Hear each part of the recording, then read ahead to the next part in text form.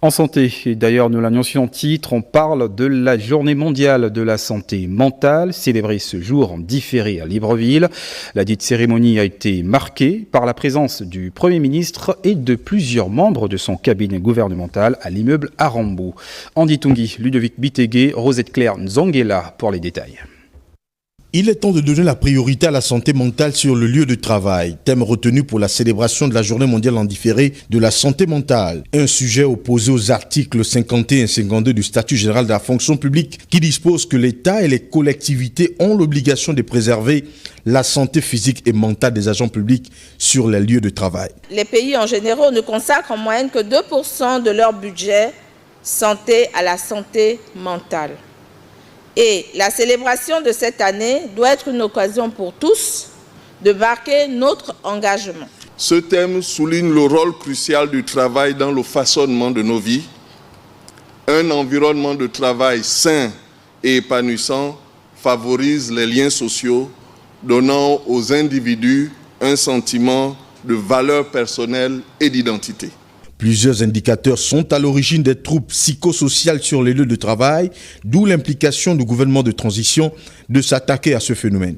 La santé mentale est un pilier fondamental de la productivité et du bonheur au travail. En mettant l'accent sur cette priorité, nous ne faisons pas seulement le bien de nos employés, mais nous contribuons également à la prospérité de nos entreprises et de notre société. Au général de brigade Brice Clotaire Oligui Nguema, président de la transition, président de la République, chef de l'État, a instruit à M. Raymond Dontsima, Premier ministre, chef du gouvernement de la transition, de répondre à tous ces nombreux défis afin de rendre la dignité à tous les compatriotes atteints d'une souffrance psychique et très souvent stigmatisés et discriminés. Le stress, l'anxiété et les mauvaises conditions de travail sont les facteurs de risque de maladies mentales sur les lieux de travail. Ainsi, il est recommandé aux responsables d'administration publique ou privée d'investir dans des programmes de bien-être pour leurs employés. Ce volet santé ouvert hier par le Premier ministre de la Transition est clos cet après-midi. Le forum TNT Innovation Audiovisuelle aurait séduit plus d'un. La feuille de route de déploiement de la TNT au Gabon, désormais classée parmi les priorités du gouvernement. Patrick Simangoy, Terence Langa, Richard Evindi, Gérald Ifunji. Les enjeux stratégiques de la transition du Gabon vers la télévision numérique terrestre ont été abordés 2 jours durant à Libreville. Les participants ont discuté au cours des ateliers riches et fournis de notre environnement médiatique et technologique. La ministre de la Communication et des Médias, porte-parole du gouvernement, Laurence Ndong, s'est félicitée du travail accompli dont les recommandations déboucheront sans aucun doute sur une télévision et une radio aux standards internationaux. En adoptant la TNT, nous permettrons à notre pays de bénéficier d'une meilleure qualité de diffusion, car la TNT garantit une image et un son de meilleure qualité comparable à ce qui se fait de mieux au niveau international.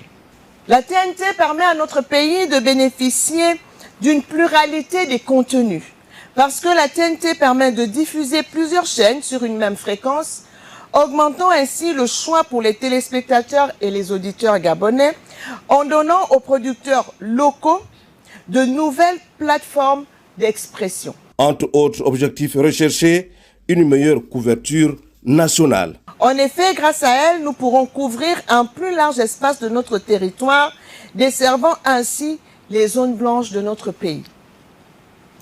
Avec la TNT, nous pourrons bénéficier d'une rénovation intégrale de nos médias publics, offrant ainsi les meilleures conditions de travail à nos professionnels des médias. La feuille de route élaborée est très ambitieuse. Je fais confiance à chacun de vous pour continuer à porter cet effort collectif, car le succès de la migration vers la TNT est un enjeu national qui bénéficiera à l'ensemble de notre population. Je remercie le Comité pour la transition et la restauration des institutions, le CTRI, qui, à travers son Excellence, le général de brigade Brice Clotaire Oligui Nguema, président de la transition et président de la République, chef de l'État, n'a eu de cesse de soutenir l'audiovisuel gabonais pour qu'il s'arrime aux standards internationaux. Sur ces mots, je déclare clos le forum sur la télévision numérique terrestre et les innovations audiovisuelles. Pour parvenir aux résultats escomptés, la ministre de la Communication et des Médias prône la rigueur, la détermination et le professionnalisme de tous et de chacun, seule condition de proposer aux Gabonaises et aux Gabonais une télévision et une radio de meilleure qualité, plus inclusive. Ajoutons que ces 2 jours d'échange ont permis aux experts de faire une démonstration des innovations audiovisuelles. Reportage.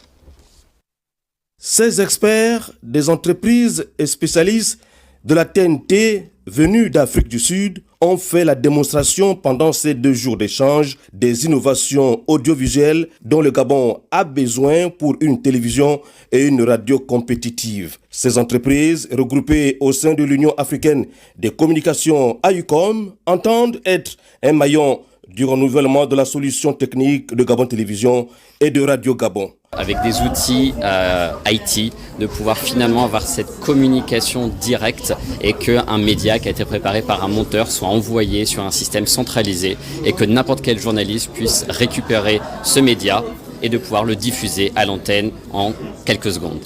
Les plateformes proposées vont être des éléments de renouvellement global du workflow de la télévision et de la radio pour répondre aux besoins de demain. Aujourd'hui, avec WinMedia, on va fournir une solution unique qui va permettre, donc, comme je le disais, d'unifier le système et de fournir à chacun des utilisateurs, qu'ils soient journalistes, qu'ils soient producteurs, qu'ils soient animateurs, qu'ils soient programmateurs, qu'ils fassent partie de la régie publicitaire du département marketing, chacun aura un accès à cette interface pour pouvoir conduire au quotidien ses tâches. C'est le début de la révolution de la télévision et de la radio au Gabon sous l'ère de la transition militaire. Nous travaillons pour les Gabonais et nous voulons travailler avec les Gabonais. Donc il était important dans cette démarche d'inclusion que le ministère de la Communication associe les premiers collaborateurs, les partenaires, les professionnels de l'audiovisuel gabonais à la réflexion sur la migration vers la TNT. Nous avons trouvé un partenaire qui vient avec de nombreuses entreprises et il fallait donc que nous présentions cela à l'ensemble de l'écosystème pour que nous soyons au même niveau d'information et que chacun sache exactement de quoi il en retourne sur le plan technique et sur le plan de la stratégie et sur les objectifs à atteindre. Le forum TNT de Libreville précède de quelques jours seulement le déploiement proprement dit de la migration du Gabon vers la télévision numérique terrestre. Merci à vous Patrick pour ces informations. Le ministre des Travaux publics, comme annoncé hier dans un communiqué, était sur le terrain ce matin en Ntoum pour le lancement des travaux d'aménagement des routes Ntoum-Kokobich et Andem-Akornam. Avec lui sur le terrain, nos reporters Jean de Dieu Gomes Ngombi et Michel Dion Boudégan. Pour mettre un terme au calvaire des usagers de la route Ntoum-Kokobich, le gouvernement, via le ministre des Travaux publics, maître d'ouvrage, lance les travaux de construction de cette voie longue de 83 km et celle du tronçon autoroute Andem-Akornam, longue de 56 km. Il y a lieu, en cette occasion, de dire un grand merci au président de la transition, président de la République, chef de l'État, pour la vision d'abord, la volonté et la détermination pour prendre à bras-le-corps ce qui est, de tous les secteurs, le moteur du développement, la route. L'axe routier Ntoum-Kokobich, 2 fois une voie, favorisera le trafic dans ces 2 localités respectives. Je crois que le président de la République ne s'est pas trompé. Ces routes seront construites et bien construites. Dans un autre décor, le patron des travaux publics donne le top des travaux de l'autoroute 2 fois 3 voies Andem-Akornam. Nous aurons pour la première fois de l'histoire du Gabon une autoroute de 2 fois 3 voies qui nous conduira directement vers le projet du grand aéroport qui va donc permettre aux populations de Libreville pour arriver au grand Libreville qui sera certainement dans sa vision d'ailleurs Libreville 2 et permettre aussi à partir de Libreville de se rendre à Kokobich. Kokobich, dans la vision du président, ce sera une ville balnéaire. Et vous comprenez qu'aujourd'hui, nous sommes dans une vision de développement de Libreville avec tous les environs qui permettront un maillage de toutes les activités économiques Il n'y a que ceux qui n'ont pas des yeux pour ne pas voir et qui n'ont pas d'oreilles pour ne pas entendre. La durée des travaux sur l'axe Ntoum-Kokobich est de 48 mois et Andem à Kournam, 24 mois. Restons avec le ministre des TP qui, juste après, vient de conduire une importante délégation à Port-Gentil dans le cadre de la mise en œuvre du projet d'assainissement de la ville de l'Or-Noir. Le point avec notre bureau sur place. Identifier le réseau d'assainissement de Port-Gentil en prélude de projet de conception et de réhabilitation du réseau de collecte et de drainage des eaux pluviales dans la ville de Sable, c'est l'objectif de cette visite de terrain de ministre des Travaux publics aux côtés des entreprises adjudicataires du projet qui bénéficient également de l'expertise en la matière, la mairie de Port-Gentil. On a fait le tour de Port-Gentil.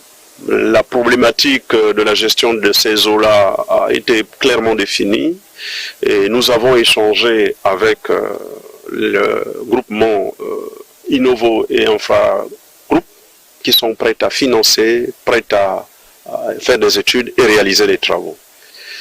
Nous avons une esquisse de solution, bien évidemment, c'est juste pour avoir une bonne compréhension de ce qui se passe dans le comportement des eaux. Ce sont environ 27 km qui nécessitent d'être transformés en canaux pour pouvoir drainer les eaux de pluie et l'eau de la mer lorsqu'il y a des montées d'eau. Au terme de ce périple, il ressort que les ouvrages d'assainissement à Port-Gentil sont hautement obstrués du fait entre autres de l'incivisme des populations. Le membre du gouvernement appelle à une prise de conscience des uns et des autres. Au nombre de ces ouvrages, il faut dire que plus de 90% sont obstrués et ça pose problème. Port-Gentil est presque bâti au même niveau que la mer. Donc, c'est une ville à risque. Je ne le dis pas pour alarmer les populations, mais c'est pour interpeller les populations, en appeler à la conscience des populations pour qu'il y ait un peu plus de civisme, c'est-à-dire qu'il faut respecter les ouvrages de drainage des eaux de pluie et de la gestion des eaux de la mer lorsqu'il y a des hautes marées. L'acuité des faits, fortement préjudiciable à cette ville qui a bercé l'enfance de l'exécutif, impose l'urgence du démarrage du projet. Le président de la République a passé toute son enfance ici. Vous soupçonnez donc que c'est sur ces instructions que je suis descendu, parce que ce projet lui tient à cœur. Il y a donc lieu de mettre le pied sur l'accélérateur afin que ce projet puisse démarrer. Après cette étape interviendra celle du curage du réseau existant avant pour les investisseurs d'engager des travaux supplémentaires. Objectif, freiner le phénomène des inondations à Port-Gentil. Les entreprises adjudicataires mèneront également un projet d'éclairage solaire sur le tronçon Forasol-Mbega. Allez, en justice, installation ce jour des magistrats promus à la Cour des comptes ainsi que les greffiers nouvellement affectés à cette juridiction financière. La cérémonie s'est déroulée au palais de justice en présence de nos reporters Elvive Milinji Badinga et Juste Ndjana. C'est en présence de la crème du monde judiciaire soutenue par le politique que s'est déroulée cette audience solennelle d'installation des magistrats promus, à savoir 5 présidents de chambre de la Cour des comptes, 7 présidents de chambre provinciale des comptes, 5 procureurs généraux auprès des dites chambres, un conseiller maître, un conseiller référendaire, un auditeur supérieur ainsi que 3 greffiers nouvellement affectés. Le procureur général, dans ses réquisitions, a mis l'accent sur le respect des valeurs cardinales qui doivent habiter les magistrats promus, que sont l'indépendance, l'éthique et le professionnalisme. Tout magistrat a donc un devoir de compétence. Il vous appartient en qualité de juge financier d'exercer avec efficacité et diligence les missions qui vous sont confiées. En effet, il faudra traiter toutes les affaires dont vous serez saisi avec célérité, sans retard, et sans en négliger aucune au regard des moyens dont vous disposez. Le premier président de la Cour des comptes, baignant dans l'ère de la restauration des institutions, a insisté sur 2 notions cruciales que sont la dignité et la loyauté.